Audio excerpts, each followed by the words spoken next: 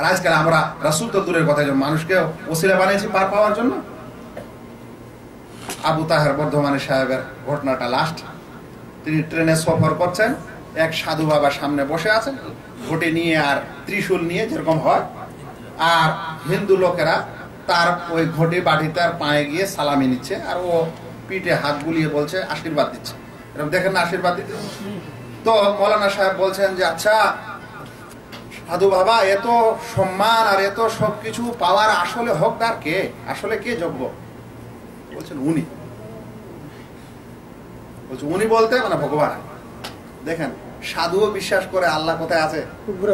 উপরে আছে। ওইটা ডালদাই প্রসঙ্গ, এটা একটা আকীদা।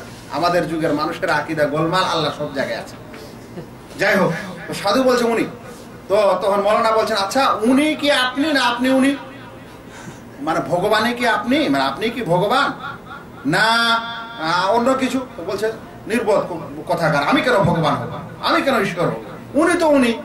বলছে তাহলে উনি পাওয়ার যোগ্য, তো ওই কাজগুলো আপনি কেন নিচ্ছেন? এই এত সিজদা সালামি অমুক তমুক কেন নিচ্ছেন, এত ভক্তি শ্রদ্ধা? তো বলছে যে বোকা কথাকার, আমি তো এদের সেই সকল শ্রদ্ধা আর পূজা পাঠ উনার কাছে পৌঁছে দিচ্ছি। এটাকে বলা হয় ওসিলা। এটা কি বলা হয়? ওসিলা। যা যা কিছু এরা করছে এদেরটা আমি কোথায় পৌঁছে দিচ্ছি?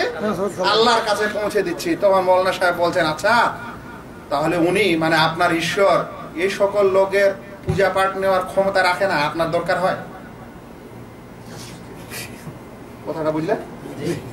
যে এমন তোমাদের ভগবান ও ঈশ্বর যে এগুলা গ্রহণ করার ক্ষমতা নাই, তাই কি হয় তোমার দরকার হয়েছে তোমার মতো লোকের। তো আমাদের এই বিশ্বাস পীর থেকে পার হওয়ার পুরো বিশ্বাসটাই এই কুফরি ও হিন্দুয়ানা বিশ্বাস। যারা আমরা মনে করি যে আল্লাহ তাআলা আমাদের ইবাদত বন্দেগী স্বয়ং নেন না, শুনেন না, বরং কারো একটা মাধ্যমের দরকার হয়। আল্লাহ তাআলা যেন এই সকল বিশ্বাস ও আকীদা থেকে আমাদের দূরে রাখেন।